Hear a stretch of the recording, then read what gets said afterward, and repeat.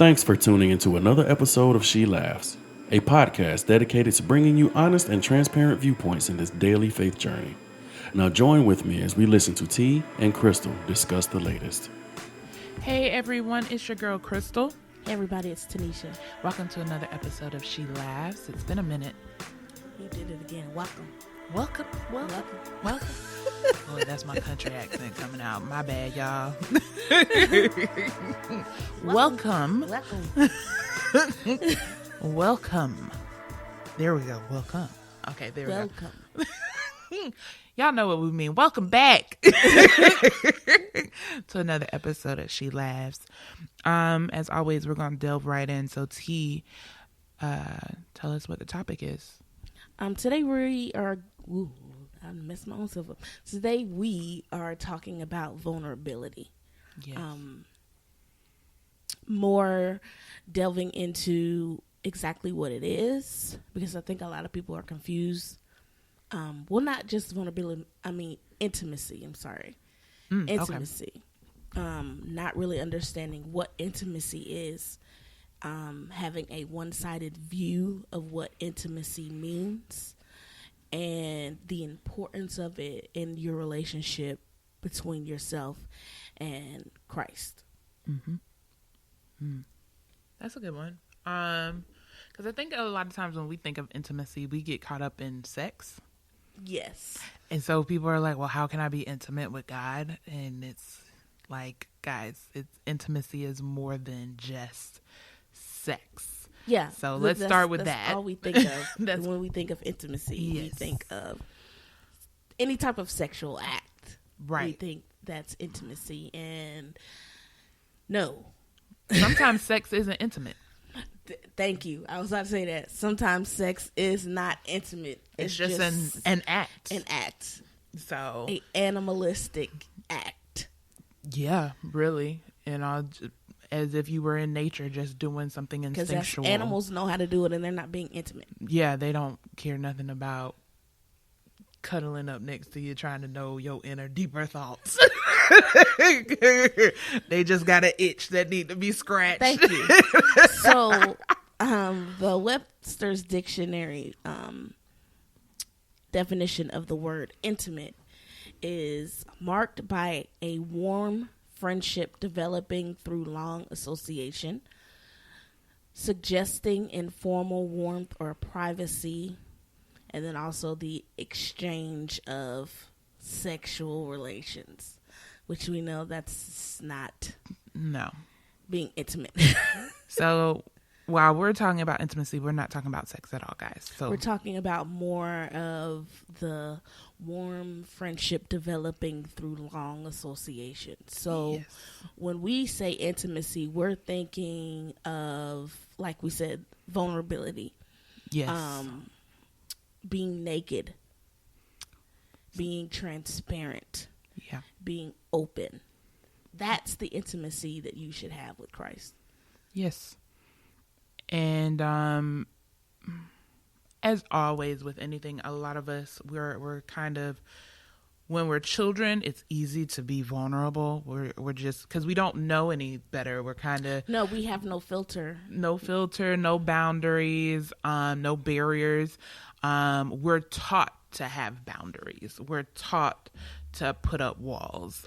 Those are things that are taught as we go through life and something happens. It's the same as putting your hand on a stove as a child. You know, you don't think that it's going to hurt you at all. You have no context as to why it would. And then you put your hand on the stove and then you realize it hurt. And then you're like, oh, well, maybe it was just that one time. And then you put it on your again. And then it finally teaches you a boundary. Don't put your hand on the stove. So that's how we start out as children, and being vulnerable with everyone. And then we teach ourselves a lot of times how to no longer be vulnerable with people due to many different reasons. Fear of rejection is the biggest one. Fear of being looked at like you're weird, not being accepted. Yeah. Not being popular or offending people. There's all types of reasons as to why we're not vulnerable, and I think that goes into your relationship with God, because your relationship with God, honestly, I find a lot of times is a reflection with my relationship with people. Absolutely.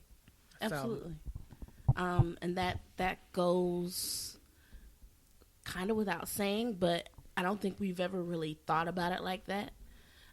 We try to separate the two, but usually if you have an issue with intimacy in any relationship or friendship, I guarantee you it carries on to your relationship with Christ. yes. Because you're not being honest with him. Yeah. And usually that comes from you not being honest with yourself about a lot of things that you may be feeling and or thinking. Mm-hmm. So there's always a correlation across the board. One is connected to the other. So you want to definitely find out why or what is hindering you from that intimacy that needs to be there.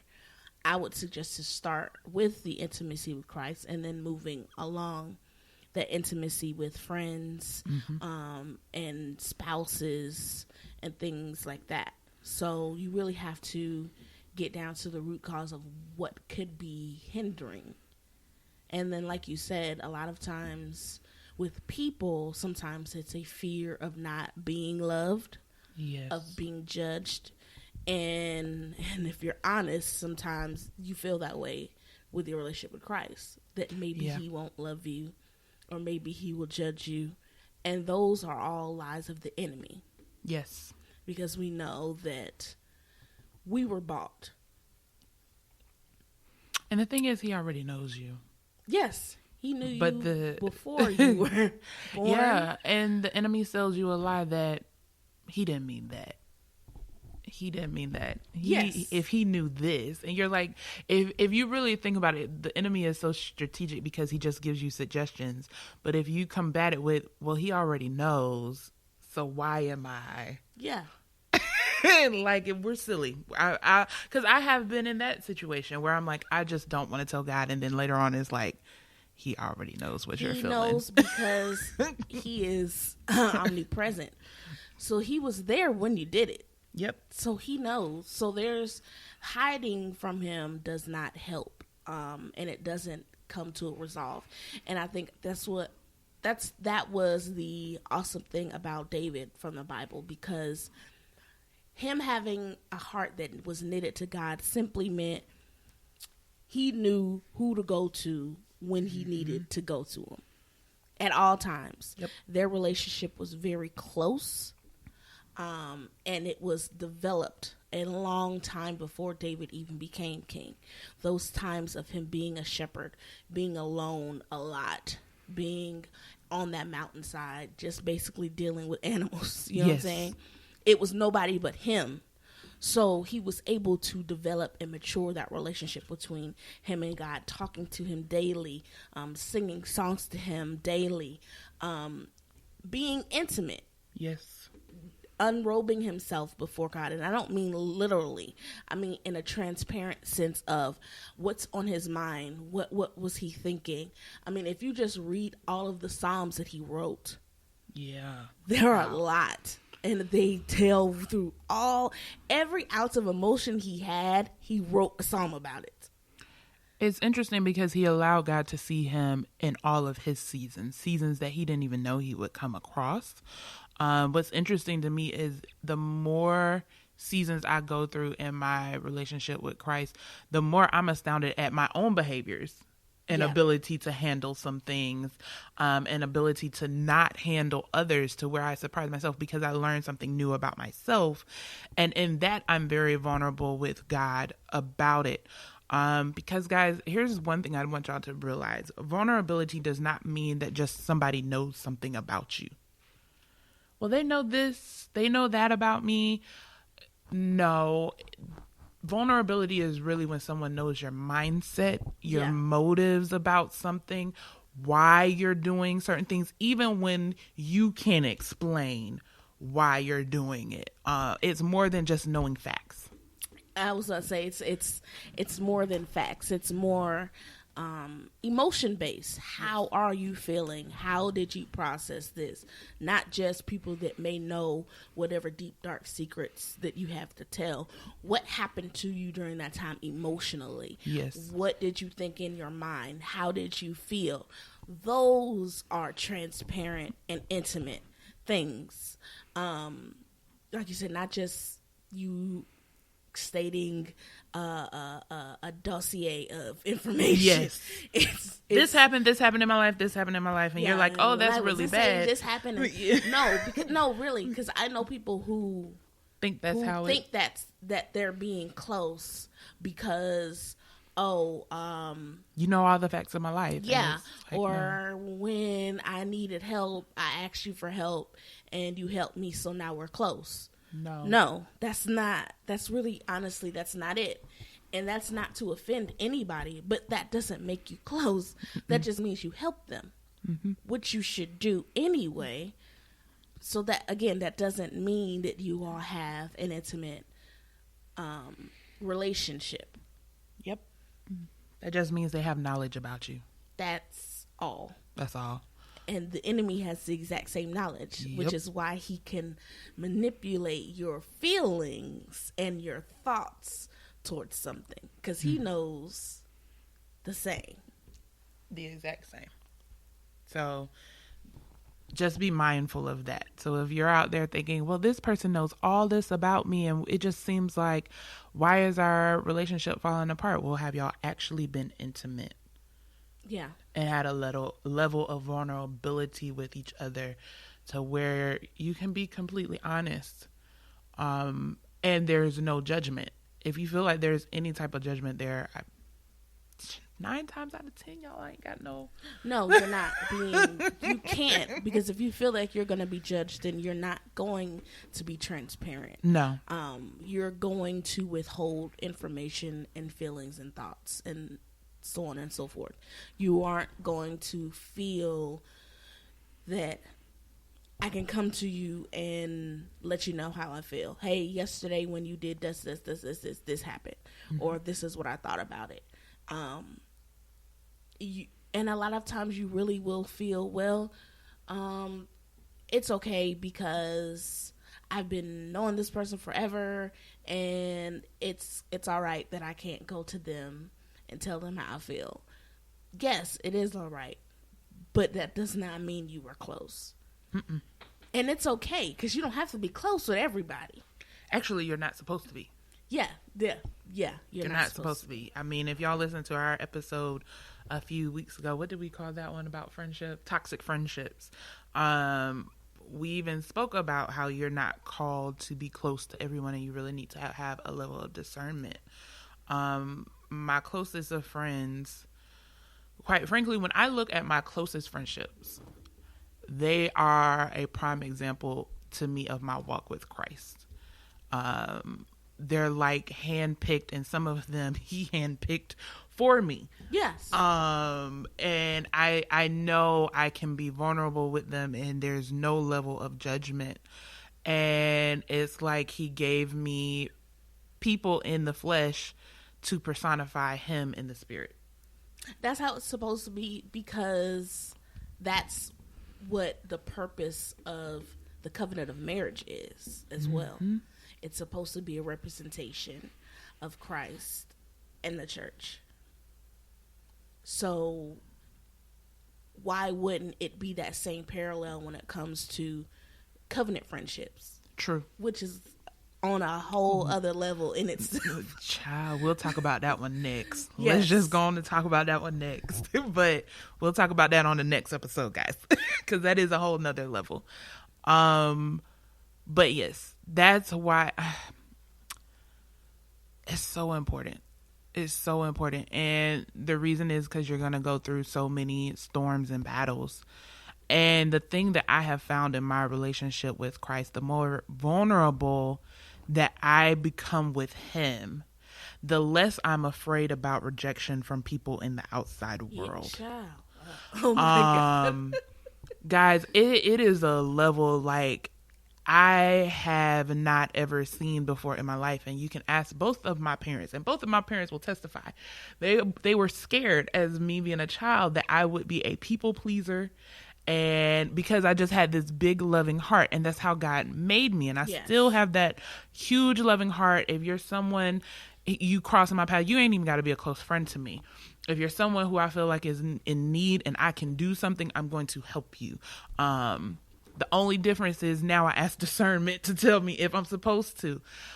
But whereas before in my life, people would hurt my feelings because, oh, well, why aren't they speaking to me today? Or why are they mad at me? Or what did I do to offend them? And I would try and figure out how I could make you not mad at me anymore. Yeah. And now I'm just like, they mad? Oh, okay. Because I realize it's no longer about me. Sometimes people are just people and they're dealing with their own ideologies and thought processes and mindsets, and they need to figure that out on their own. But the more I find myself being vulnerable with God, the less I find myself needing to be vulnerable with everyone, because that was a huge issue for me.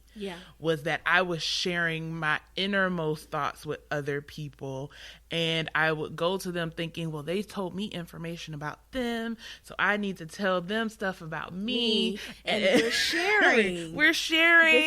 This is a friendship, and no, it's not, because then later on they would use that information to kind of berate me or down me or judge me and stuff. And it was like, wait, that's not how this is supposed to go.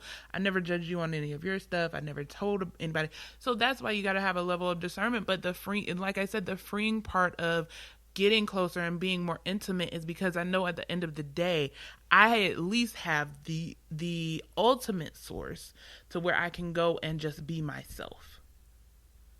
Even if everyone else left me. Parents, family, friends, spouse, loved ones. Even if everyone else loved me, he would still love me the same just because I'm Kristal.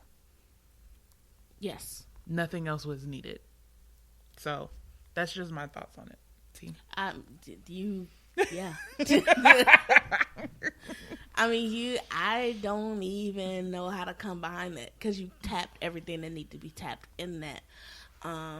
The overshare of wanting to be liked, and wanting to be, I look at it as, I know a lot of people say it, you want to be liked. I look at it as you overshare because you want to be deemed as good and worthy.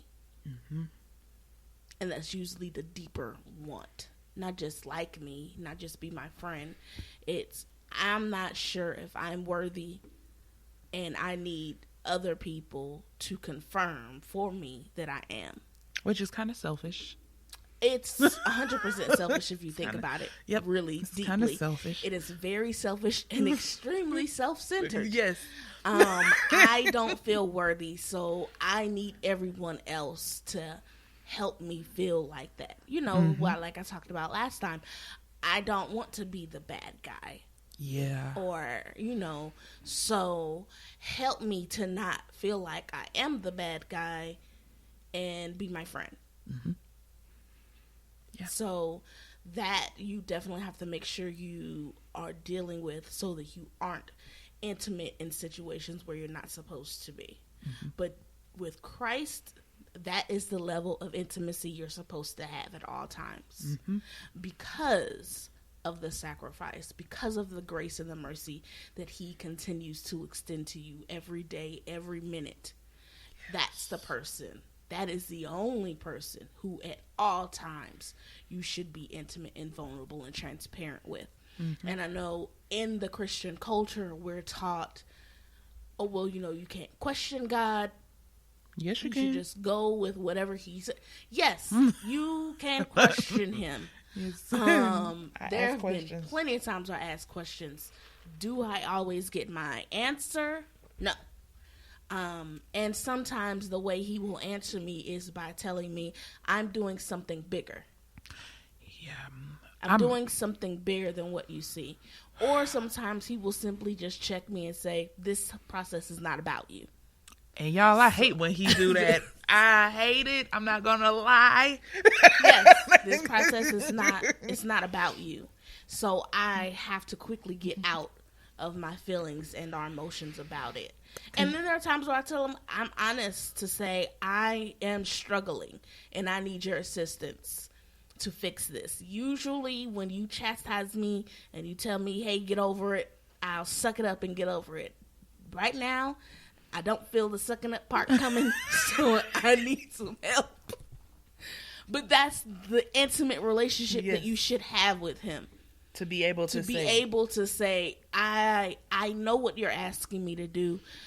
I don't want to do it. I will do it. Please help me to get over myself so that it can get done. Because that's the problem. Or give me extra grace. We get stuck in ourselves. Yes, because we want it to be about self-centered we are by human nature. Yes. I don't want to do this, and then we walk around with an attitude all day, and God's like, when you're done, let me know. He sure do. Because we just want to have an attitude, or we like to rehearse our hurts and how tired I am. God, this is a tiring process. I'm tired. And he's like, I'm tired of hearing how tired you are. Can we talk about something else? Please, can we talk about something else? So that is the level of intimacy you have to have. Yeah. You just have to, because if you don't, you will fall for every single lie the enemy tells you about who you are in Christ. And shows you, because sometimes he'll just show you an outright lie. Yes. And parade it in your vision. And you are like, everything, God, looks completely contradictory to what I know, what you said. And the enemy is not only trying to suggest lies in my thoughts, but he's parading lies in my vision. And and that is why you have to have that intimacy there. Yep. Because you will go to him for help. And then you have to be willing to hear what he has to say. Yes.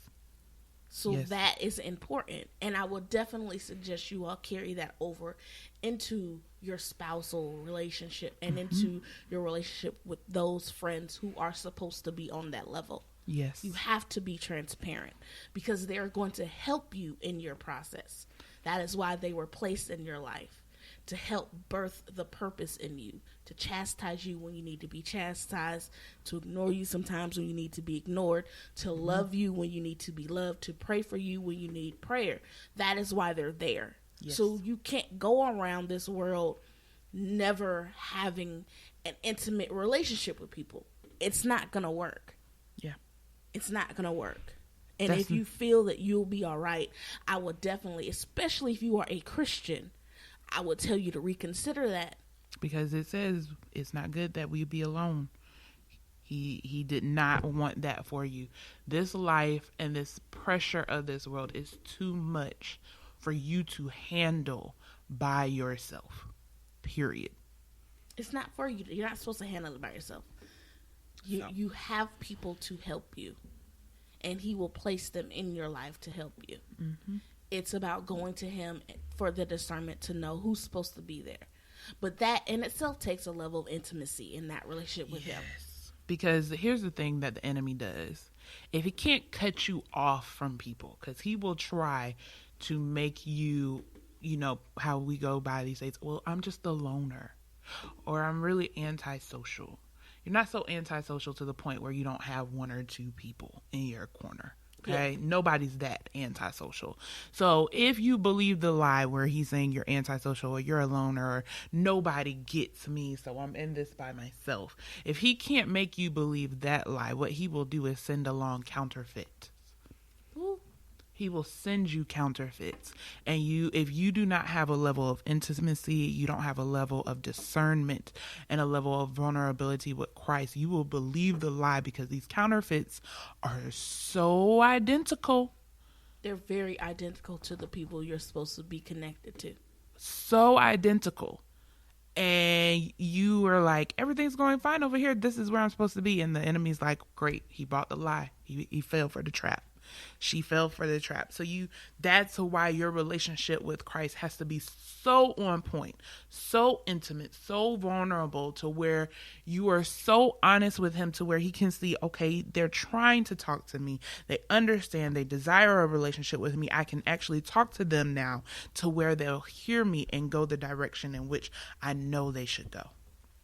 Because the enemy, I'm telling y'all, he don't do nothing new. He just take what Christ has already put in place and says, how can I mimic this to where it's 99.98 of what the original is. I want to get as close as possible. And that's why it takes that level of intimacy with Christ in a relationship, to be able to know what I should do, how I should do it, and where I need to go. So I will definitely suggest that you get down to the nitty-gritty of why you can't open up. Yeah. Because it's not good. Especially if you find yourself surrounded by people, but you realize none of them really know you. Oh, a lot of people who are in those situations, they know that the people that they're surrounded by do not know them. Yeah. They have worn the mask for so long, they know. To the point where you're scared to get around people that actually see that you have a mask on. Yeah. That's the thing. So you got to ask yourself these questions, guys. And we're just talking about this one because we've at some point been through it ourselves, and the mask had to come off, because all of us, until you become into a full-fledged relationship with Christ, all of us are wearing some type of mask, and it has to come off. All of us have at some point or another had to learn how to be vulnerable with Christ. So we're telling you this not to chastise or harm you, but for your own salvation, your own soul. It's so important, because the enemy, I don't want to see any of you perish, and the enemy right here, he ain't holding no punches. And it's not just for battle with the enemy. No. It's a amazing relationship yes, that you can do that. It is very fulfilling and freeing, because a lot of you are not living the free life that you already have. It's literally like if I was to treat Kristal to a 7-course meal at the finest of restaurants, and I've already paid for this meal, and we're going to eat, and she eats, and after she's done, she's fighting with the waiter because she wants to pay. Yep. Why aren't you bringing me my check? It's already paid for. So not only now is she in a full-blown argument with this waiter, she can't even enjoy what she just ate. Mm-hmm. Her body can't digest it probably because she's upset. Yep. It's already been paid for.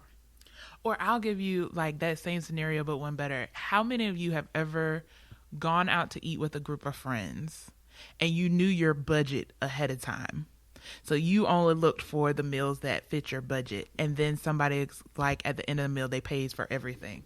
And you're like, well, I could have got something a lot nicer if I had known. And God's like, but I told y'all I was paying for this. Yes, you already know up front that it's been paid for. but you held yourself back. Are holding yourself back for no reason. Yep. It's already been paid for. Yep. Enjoy it. And enjoy it guilt-free. Yes. That's what the enemy does not want you to do. Yes. He don't want you to enjoy it guilt-free. He reminds you of how much you don't deserve it. Here's the thing. He's correct. You don't. You don't deserve it. So what? It's already been paid for. You don't. It's literally already been paid for. So you might as well enjoy it. Yes. It's in your possession. No one's taking it from you. Stop with the fake martyrism. How about that? Yes, that's what you're doing. You're making yourself a martyr. The fake martyrism. Well, I should be more humble. No. What he wants you to do is when he blesses you like that, with this type of relationship, with these types of blessing, is make sure that you are so overjoyed that you are consistently and constantly pointing back to him. Yeah. Showing other people, this is how I got it. This is who did it. Let me show you what he did for me. That's why he wants to spoil you so much. Not just so he can spoil you, but that way he can get to other people because they see him through you. So all in all, it's not about you. Period. It never was. So. No. But you're making it by trying to, do all these works of goodness and good deeds. And no, just enjoy. Just enjoy. Just enjoy. Just enjoy. And that is the freedom and that intimacy with your relationship with Christ. Yep. So, T, last thoughts? No, that was really it. Okay. Where can they find you? You guys can find me on Facebook, Tanisha Williams, and Instagram is Styles by Tanisha J. And as always, guys, you can find me on Facebook and Instagram at Charmaine's Confessions. Make sure to follow our Facebook page, She Laughs, as well as the Instagram page, She Laughs Podcast.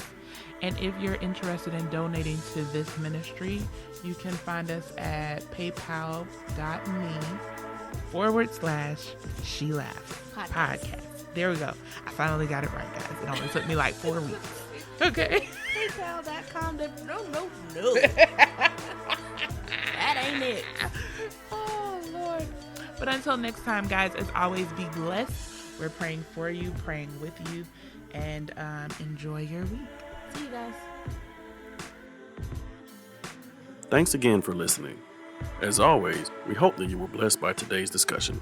To keep up with the latest on the She Laughs podcast, be sure to subscribe on iTunes, Spotify, and Spreaker. And don't forget to follow us on Facebook and Instagram at She Laughs Podcast. If you would like to donate to this ministry, please feel free to send all donations to paypal.me/She Laughs. And don't forget to send us your questions. As always, we love to hear from you. Until next time, stay blessed.